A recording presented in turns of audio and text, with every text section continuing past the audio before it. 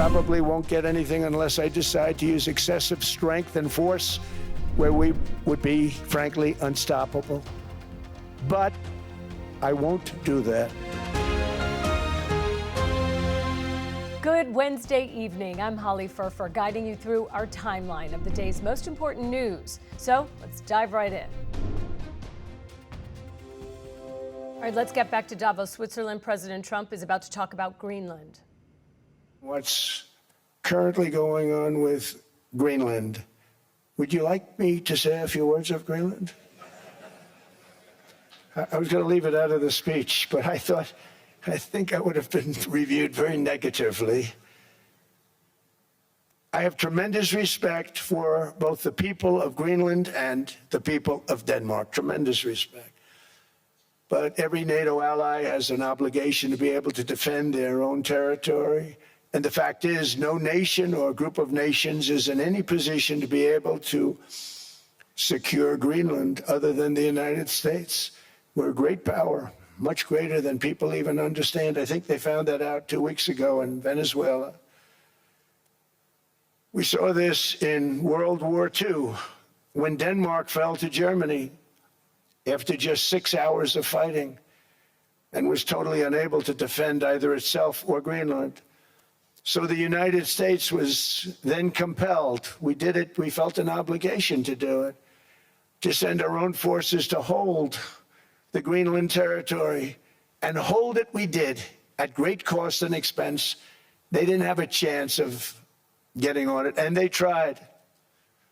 Denmark knows that. We literally set up bases on Greenland for Denmark. We fought for Denmark. We weren't fighting for anyone else. We were fighting to save it for Denmark. Big, beautiful piece of ice. It's hard to call it land. It's a big piece of ice. But we saved Greenland and successfully prevented our enemies from gaining a foothold in our hemisphere. So we did it for ourselves also. And then after the war, which we won it big. Without us, right now you'd all be speaking German and a little Japanese, perhaps. After the war, we gave Greenland back to Denmark. How stupid were we to do that? But we did it. But we gave it back. But how ungrateful are they now? So now our country and the world face much greater risks than it did ever before because of missiles, because of nuclear, because of weapons of warfare that I can't even talk about. 2 weeks ago, they saw weapons that nobody ever heard of. They weren't able to fire one shot at us. They said, what happened? Everything was discombobulated. They said, we've got them in our sights. Press the trigger, and nothing happened. No anti-aircraft missiles went up.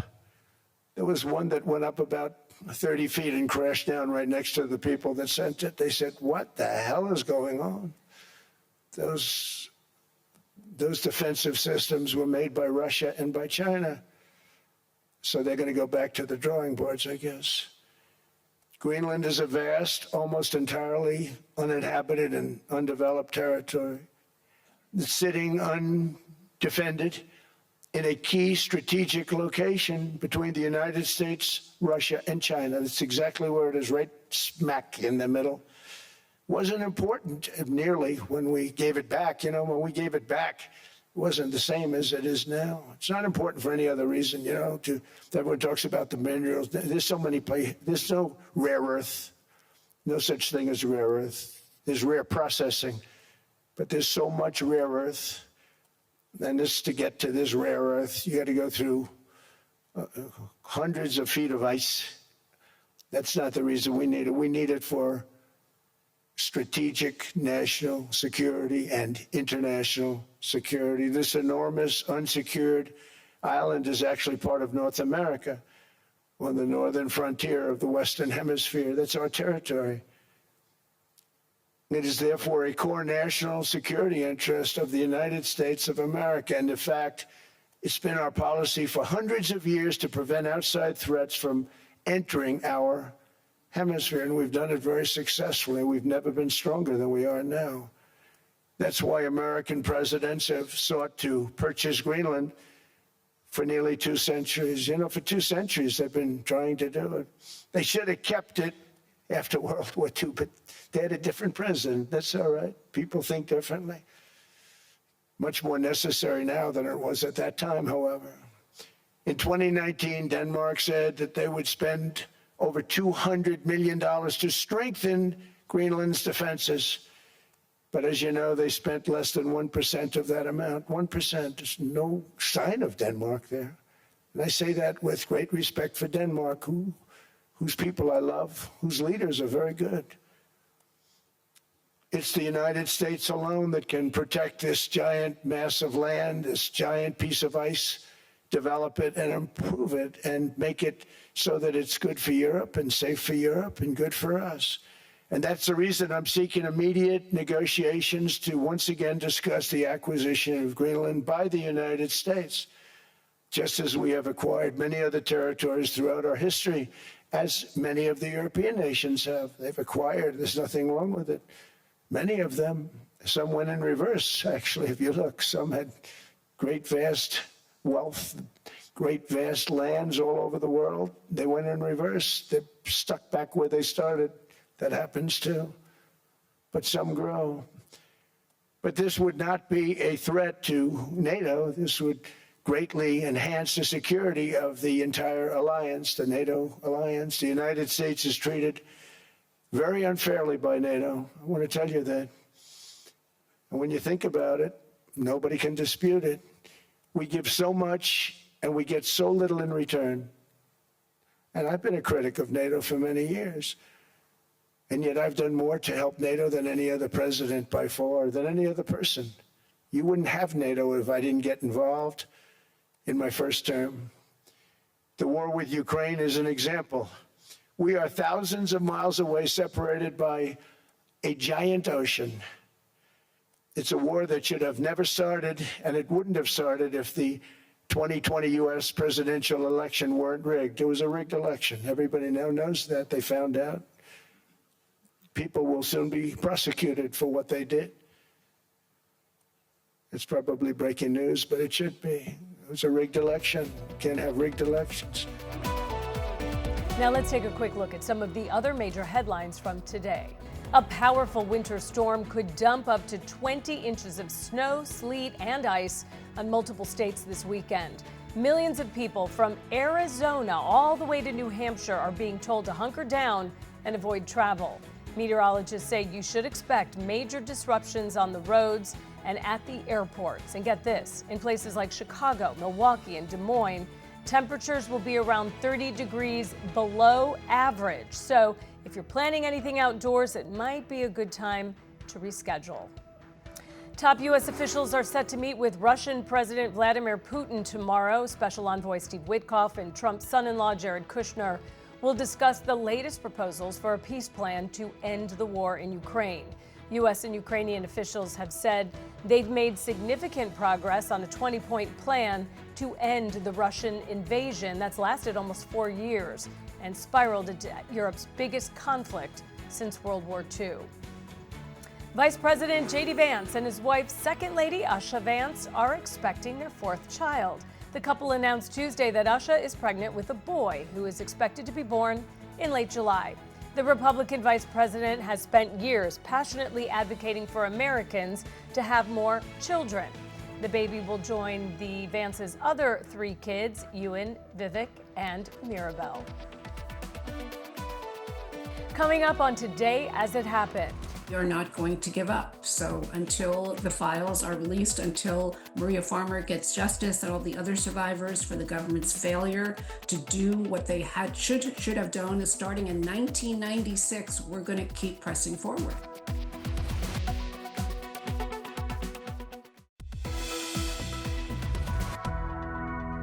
Welcome back to Today As It Happened. Let's return to our briefing of today's top stories.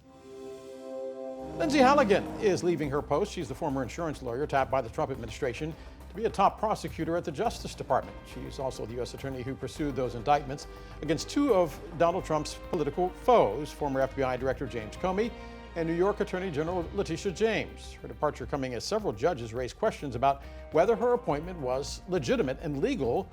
Trump chose Halligan for the role in September. She was a former White House aide with no prior experience as a prosecutor.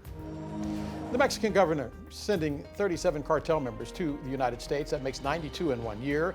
The Trump administration is putting more pressure on those governments to crack down on criminal networks. Trump says they're smuggling drugs across the border. He also talked about military action against those cartels, language that has grown more aggressive since that U.S. military operation in Venezuela earlier this month. A federal judge in New York just dealt a blow to two congressmen trying to force the Justice Department to release the Epstein files, refusing to get involved in what was a battle to force justice to either release the files or explain why it's taking so long to do so. It's been more than a month since justice was required by law to release those files, and yet only 1% has been made public. Scripps News national correspondent Alex Miller is live in New York City with more on the judge's ruling. And Alex, did the judge explain why he decided to leave his court out of this discussion?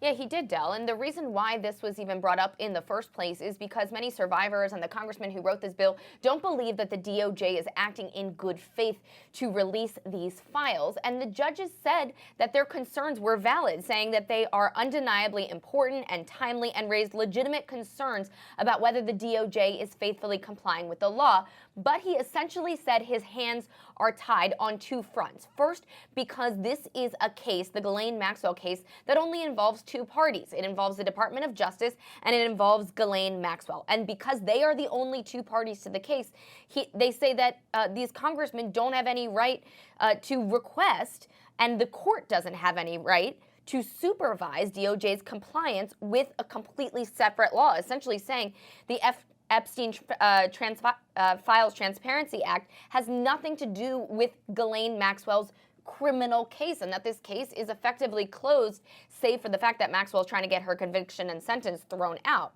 He also says that these two congressmen can't be considered friends of the court because neither of them is a party in the case, and that none of them, made any sort of motion concerning the implementation of this law. And so basically, he said, there's really nothing that he can do.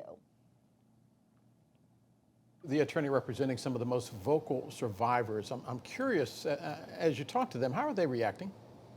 Well, there is just a lot of frustration here. When I spoke with the attorney, Jennifer Freeman, who we spoke with on the night that some of these documents came out at that deadline, she said there's really a frustration there that she's giving them an F grade. We saw two survivors, Lisa Phillips and Haley Robson, actually write letters to the judge himself asking him to step in and get involved. I want to read you a little bit of what Haley Robson said. She said, "Continued non-compliance perpetuates the same secrecy that allowed these crimes to continue unchecked for years, and that it reinforces the painful and all too familiar message that while the law governs ordinary people, it does not govern the government and the wealthy, powerful individuals whose actions enabled this widespread abuse."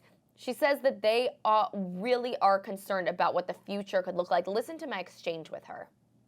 Another disappointment. It's been just a roller coaster of disappointments over and over. It's really been hard for them, but we don't give up hope. I was reading Lisa's letter and then Haley's letter.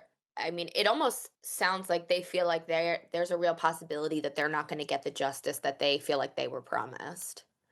Of course, that is so. Unfortunately, that is so, but we are not going to give up. So until the files are released, until Maria Farmer gets justice and all the other survivors for the government's failure to do what they should have done, starting in 1996, we're going to keep pressing forward.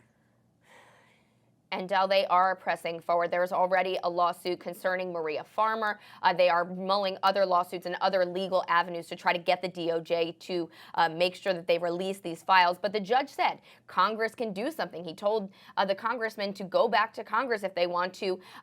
That is unlikely given we're seeing really a lack of support there, and that there's other mechanisms that these congressmen could try to do to enforce this. Remember, the House Oversight Committee is still working. We now know that they are expecting to have a deposition with Ghislaine Maxwell on February 9th, and we reached out to the DOJ for a reaction to this and asked them whether they plan to, just kind of put the kibosh on putting out some of these documents, and we are waiting for them to answer our questions.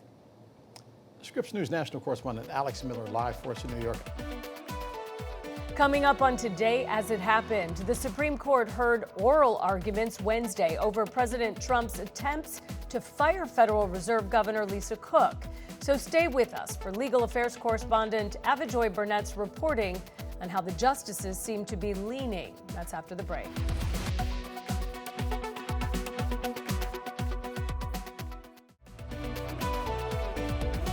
Welcome back to Today As It Happened. I'm Holly Furfer.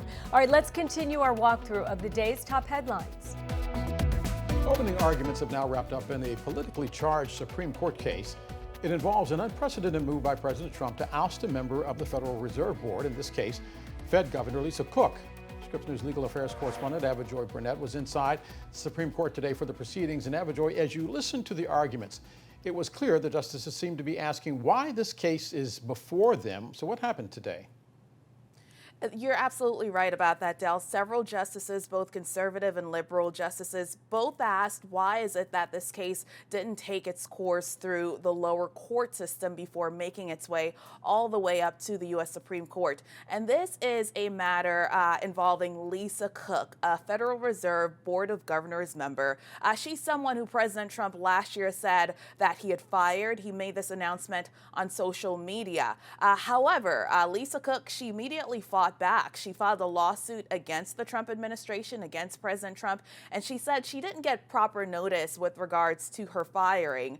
And she also has been accused of what's known as mortgage fraud. Members of the Trump administration have accused her of mortgage fraud, and they're using that as a pretext for firing her, for saying that she should be fired. So this is a case that's made it all the way up to the U.S. Supreme Court. A few things that you should keep in mind here. Because Lisa Cook has sued the Department of Justice and the Trump administration, she is still in her role there at the Federal Reserve while this case works its way through the legal system. The big concern that the justices have with regards to this case are a few things. They're really concerned that if President Trump is able to do this and unilaterally say he has the ability to fire a Federal Reserve Board of Governors member, then what's to stop another president, regardless of their party, from actually carrying this out? This is something that we heard one of the conservative justices push the Solicitor General on with regards to if this president is allowed to do this, what's to stop someone else from doing the same thing? There were also concerns about the way Lisa Cook found out that President Trump wanted to fire her. President Trump posted about this on Truth Social, saying that she had been fired. Keep in mind, once again, that she pushed back and she's still in her role at the Federal Reserve. But Justice Ketanji Brown Jackson was really concerned about if this is an adequate, a sufficient way, an appropriate way of alerting someone that they're going to lose their role. And the other thing that's very important here is the Federal Reserve, they are in charge of setting interest rates. This is something that not only affects Americans, but it sets the tone worldwide when it comes to banking policy. And many of the justices were really concerned about that aspect as well. This is something that Justice Elena Kagan brought up about the fact that if interest rates are up and down, if people can't trust what is being done from the Federal Reserve, is this something that really could affect America's banking policy. So there are so many things that were being talked about in the 2 hours that these arguments that were going on. At this point, Dal, there's a possibility that this case will be sent back to the lower courts for it to work its way through the court system, because one thing that Chief Justice John Roberts kept on asking is why the rush? Why did the Trump administration rush to get this case all the way to the Supreme Court without allowing it to work its way through the lower court system, through the district court on the federal level, and then also through the appeals court on the federal level as well? So at this point, it appears, based on the arguments that we heard earlier today from the justices inside the U.S. Supreme Court, that they may be inclined to rule against the Trump administration here and possibly send this case back to the lower courts for further proceedings. All of that is happening while Lisa Cook is able to continue to go to work and help with making banking policy changes there at the Federal Reserve. Joy, I'm curious. You were inside the Supreme Court this morning. Who was inside the court with you? Who was in the audience? Yeah, this is one of those cases where you know it's a blockbuster case, but as I walked up to the U.S. Supreme Court, you didn't have as many people outside. That may be an indication that not many everyday people are really interested in this particular case. But as members of the media went inside, you started to survey the room, and I immediately saw Jerome Powell. This is a Federal Reserve chair. This is someone who has also butted heads against President Donald Trump. Remember when President Trump went to the Federal Reserve building and Jerome Powell thought the president was giving out misinformation. You saw him in that video kind of shaking his head. He was sitting front and center inside the U.S. Supreme Court. He was there at least 40 minutes early before the argument started. He wanted to get a seat in the room so that he could hear the arguments that would be made on both sides. We also know that Lisa Cook, the named plaintiff who works right alongside Jerome Powell, she was inside the courtroom today. Scripps News legal affairs correspondent Joy Burnett for us live in D.C. Joy, thank you very much. Coming up on Today as It Happened. It's a deal that people jumped at. Really fantastic for the USA. Gets everything we wanted, including especially real national security. It's the ultimate long-term deal, and I think it puts everybody in a really good position.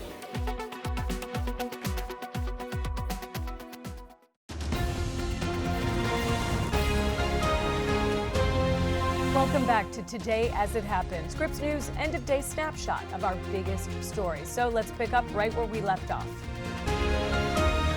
We're following breaking news at this hour. Just moments ago, President Trump announcing on Truth Social that the U.S. has reached, quote, the framework of a future deal on Greenland. It comes after the president met with NATO allies at the World Economic Forum, and as European leaders were concerned about potential U.S. military action in the Arctic. We've got some speeches coming out of Davos, so let's take those live.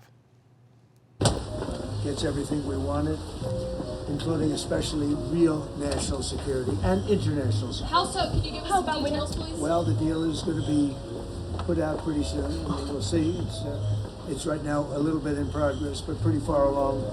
It gets us everything we needed to get. Will the U.S. still get Greenland? Will the U.S. still get Greenland, sir? Say that convinced you. Say it? What did Mark Rutte said? Well, he's a great leader. I think he's fantastic. The Secretary General was representing the other side, which is really us too, because, you know, we're a very important member of NATO. I've done a lot for NATO. And it's really nice. I mean, it's a deal that everybody's very happy with. Sir, how... Does it still include the United States having ownership of Greenland like you said you wanted?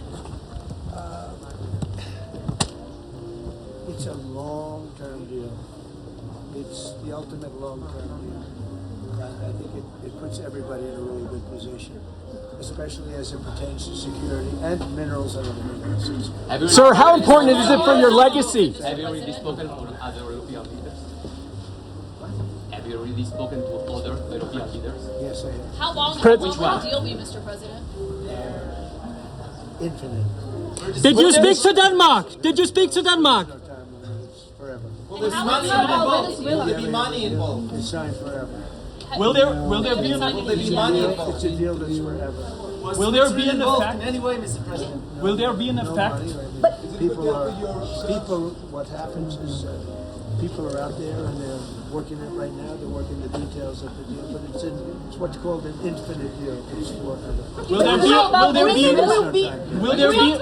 an effect?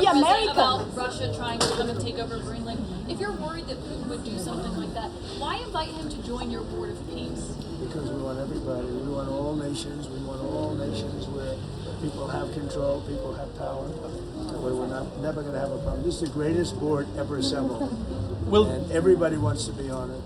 But yeah, I have some controversial people on it, but these are people that get the job done. These are people that have tremendous influence.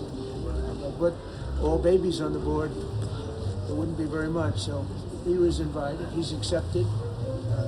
Many people have accepted. I don't know of anybody that hasn't accepted. But it's going to be great. I think the Board of Peace will be the most prestigious board ever, and it's going to get a lot of work done that the United Nations should have done. And we'll work with the United Nations, but the Board of Peace is going to be special. You're going to have peace. It started off with Gaza and the Middle East. We've got peace in the Middle East, tremendous peace in the Middle East. Nobody thought that was possible. And that happened by taking out the Iran nuclear threat. Without that, it could have never happened. But the board is going to be, I think, really fantastic. And I think it'll be the most prestigious board of any board ever in world history. Thank you very much. What are you going to tell President Zelensky tomorrow? Did you get any more details, and I'm going to ask you the same question, on what we are calling a framework of a future deal? What is the difference between a framework of a future deal and a concept of a plan on healthcare, for instance? Yeah, well, I didn't hear too much, Del. Of course, there was some soft jazz going on, so it was hard to make out exactly what the president was responding to. But it seems like the overall theme is that there's still a lot to be worked out. But to go back to our conversation that was happening before, it did feel like there might have been an inflection point going into Davos, that these world leaders would do something that they historically, at least in the past few decades, have not done, and that was essentially tell the U.S. to take a hike when it comes to Greenland. We saw more military presence in Greenland. We saw public comments from world leaders saying that Donald Trump was upending the world and that essentially leadership from NATO and beyond needed to band together, perhaps in the face of the United States. Now, if what the president is saying, which as far as us three talking on set is just a Truth Social post, as far as I know, is true, then there was some sort of compromise, enough for the president to claim a political victory here. But again, it seems like there's still a lot of questions that need to be worked out. And the president saying that the United States gets everything it wants in the framework, in that scrum that we just listened to. But my question to you deals more with the fact that we're in Davos, Switzerland right now. We are looking at the world's wealthiest people. The United States may be the military power, but we sell an awful lot of burgers overseas. There are McDonald's, there are Wendy's, there are Popeyes, there are just about every chain that you can imagine.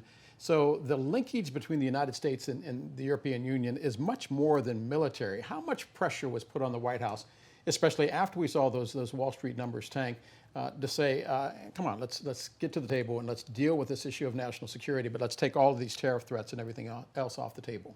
Well, we did see some back and forth over the tariffs play out. One, the president threatened to up the tariffs on a number of European nations who were taking part in expanded NATO military exercises on Greenland. We saw EU lawmakers say, EU-US deal, that is on pause. In response to this, we saw the United States Trade Representative in response to that allege that the EU had, quote, failed to implement its commitments under the deal. And then we saw this flurry of activity take place within the last hour, leading to the president announcing a framework. How much any of those specific factors played into his reasoning, his thought process in this, that remains to be seen. But one of the things that stood out in his comments there, Del, was he did cite minerals when he was answering questions about this deal. And we know that that has been a significant focus for him in both his foreign policy agenda as well as his domestic agenda. And notably, he called this a long-term deal. He appeared to try to publicly say, look, this is something everyone's going to be happy with. It puts him in what he said, a good position. But what he did not say is that this called for the U.S. specifically acquiring Greenland. And so that is where the details will be so key to see moving forward, as it sounds like, as he suggested, conversations, negotiations will take place ahead, but we still don't know how Greenland, how Denmark are digesting this. And Ralph, we heard the reporter asking, but not getting an answer, what about Denmark? What have the Danes said?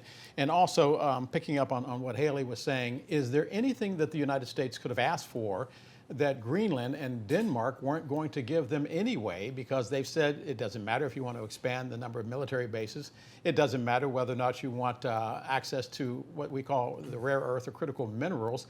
Everything was possible without, I guess, all the saber rattling on behalf of NATO and also on behalf of the United States. Is that a correct assessment? I mean, it certainly sounded like it. And if you heard the president just in his comments today and maybe over the past 24 hours or so, it much was less about those so-called rare earth minerals, saying that the U.S. is all set with those. And it did really seem much more of a conversation about security, specifically, as you've heard Haley talking about, that Golden Dome, this shield similar to what Israel has, but obviously to protect the entire United States, would need to be much more expansive. It is interesting, sort of the backdrop of all these conversations, and this is something that has been unique to Donald Trump, in that the standing of the U.S., at least the approval of the U.S., specifically when he has been president among those NATO countries, has plummeted. We saw it in his first term and is now again in his second term.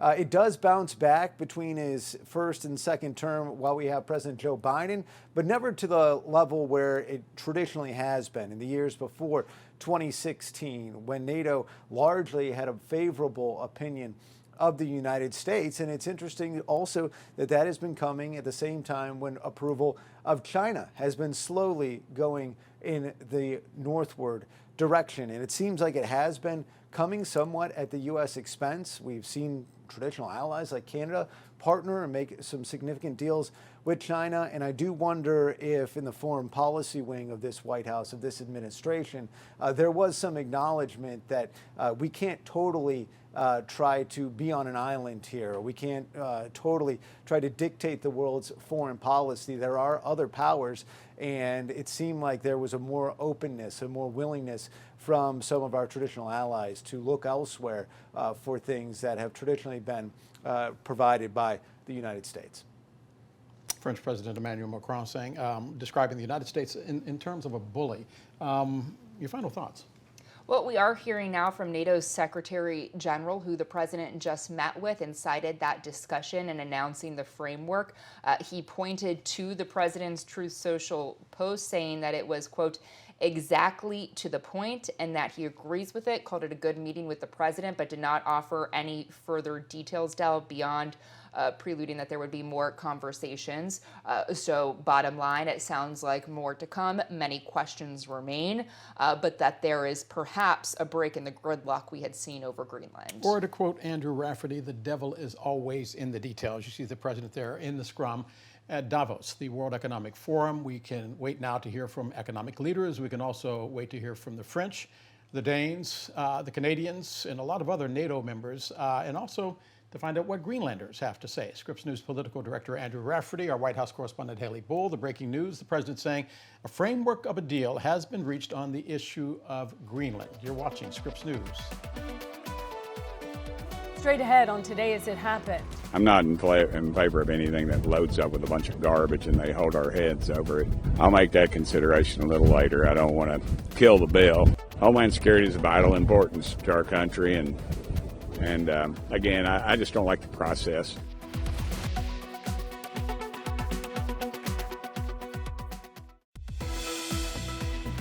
Thanks for joining us again on Today As It Happened. I'm Holly Furfer with your daily look at the day's biggest stories.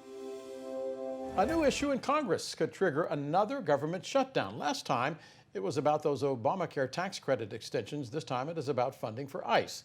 A funding deal needs to be made before the end of the month, and as they say, that is where the fight started. Scripps News congressional correspondent Nathaniel Reed is talking to lawmakers on both sides. And Nate, are they digging in their heels just like they did over the health care funding? Well, Del, what's fascinating here is that there is somewhat of a deal. There was a deal between a bipartisan group of appropriators about a path forward on funding for the Department of Homeland Security, which of course includes ICE, but it did not go nearly as far as a number of Democrats had been hoping. We talked a lot last week about all of the different proposals, the requirement that agents possibly wear body cameras or not wear masks. Ultimately, there is funding in this package for body cameras for agents, but at the same time, again, the bill does not do everything that members had hoped it would do. Congresswoman Becca Balint, the Democrat from Vermont, told me earlier today that she simply cannot support it, and frankly, that's a position that House Democratic leadership themselves are in. The House Democratic leader, Hakeem Jeffries, telling his members earlier today that neither he nor his leadership team here in Congress will vote in favor of passing the Department of Homeland Security funding bill. Take a listen. I just got back from Minnesota. What I saw was absolutely horrifying. The violation of people's constitutional rights. There's just not oversight happening. And I don't trust Secretary Noem. And I just think what Americans are saying right now is they don't like what they're seeing, and we have to stop giving money to this rogue organization. Are you worried that would risk a government shutdown, though? I think that we have to take into consideration that sometimes you have to stand in righteousness. You just do. And look, at least one House Democrat has said that they will vote in favor of this thing, but the reality is there are some Republicans as well who are taking shots at it, who say they're not happy with what they're seeing as well. Congressman Tim Burchett telling reporters, including myself earlier, that he's still on the fence about which way he'll vote on this bill. I'm not in favor of anything that loads up with a bunch of garbage and they hold our heads over it, because stuff we really need. So I'll make that consideration a little later. I don't want to kill the bill. Homeland security is of vital importance to our country, and again, I just don't like the process. And look, that bill could come up for a vote as soon as tomorrow. There's a very real possibility that, it's going to be tough to get Democrats on board with it. Again, a lot of them making clear that they do not like it. House Democratic leadership told their members earlier today that while they are voting against the Department of Homeland Security funding package, they're not telling their members which way to vote, whether to vote for it or against it. It'll be up to individual members to make that decision. But still, a lot of questions about whether they'll be able to get enough votes on that bill to get it across the finish line, prevent a partial government shutdown, which of course could happen as soon as the end of next week. Del. Scripps News congressional correspondent Nathaniel Reed for us live on Capitol Hill. Nate, thank you very much. Well, forget red versus blue. 2026 just might be the year of the independent voter. Nearly half of all Americans now say they reject both major parties, and it is changing the game for control of Congress. Garrett Archer, our data analyst from our Scripps News Group, takes us inside the numbers.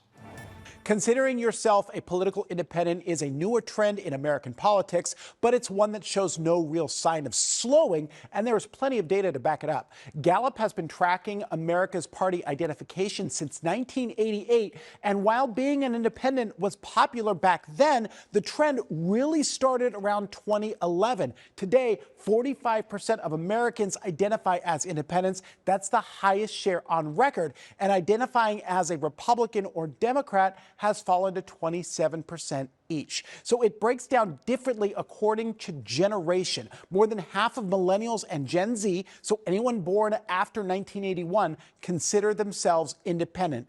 Baby boomers and remaining silent generation Americans are more evenly split into thirds between Republicans, Democrats, and independents. But myth busting, being independent does not immediately make you some pure moderate. Most lean either Republican or Democratic. Since last year, the share of Democratic leaning independents has increased 3%, and the share of Republican leaning independents has fallen 3%, meaning as of now, Democrats have a slight identification advantage over Republicans, which is a change from last year.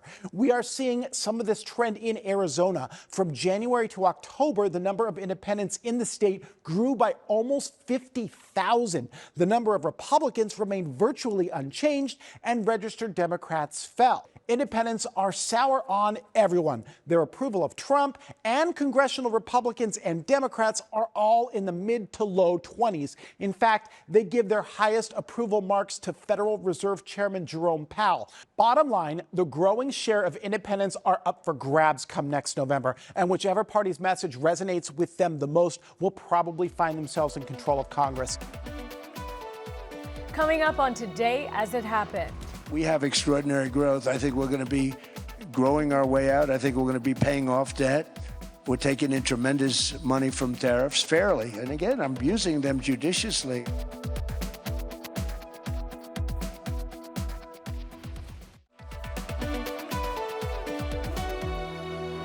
You're watching Today As It Happened, Scripps News recap of the day's biggest events. So let's dive right in. A federal judge telling the Justice Department to quit reviewing a Washington Post reporter's phone and computers for now. The judge granting the newspaper's standstill order request today.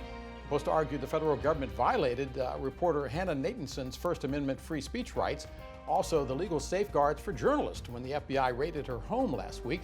White House saying the DOJ was investigating a government contractor accused of leaking top secret security clearance documents. Nathanson has not been charged or accused of any wrongdoing. Nathan's famous hot dogs will soon be a part of the Smithfield family, the legendary Coney Island hot dogs, selling for $450 million in cash. Investors reacting positively. Smithfield shares up 9% in midday trading. Fun fact, by the way, Nathan's Famous was started by a Polish immigrant couple more than a century ago. Nathan used his wife's secret recipe, and the rest, as they say, is the American dream, giving us that hot dog eating contest. The president taking to social media to announce a framework for a future deal in Greenland. With that, he says he's canceling any planned tariffs on U.S. allies that didn't back his ambitions for the country. He had threatened both military action and tariffs of between 10 and 25%. Earlier today at that World Economic Forum, the president ruling out the use of military force in taking Greenland. As expected, there was a lot of focus on Greenland in this year's World Economic Forum in Davos, Switzerland, but the meeting is really about the world's economy. President Trump laying out his plans to make housing more affordable. Scripps News business and tech correspondent Mara Barrett breaks down the details of the president's announcement today. President Trump doubling down on Wednesday on the status of what he calls the American economic miracle during his speech at the World Economic Forum in Davos. Trump argued that his policies have put the United States on track for what he calls historic growth, expressing confidence that eliminating fraud and excessive spending will help tackle the fact that U.S. debt is climbing towards $40 trillion, which outpaces the size of the U.S. annual economy. We also are cutting expenses, the old-fashioned way. We have extraordinary growth. I think we're going to be growing our way out. I think we're going to be paying off debt. We're taking in tremendous money from tariffs fairly. And again, I'm using them judiciously.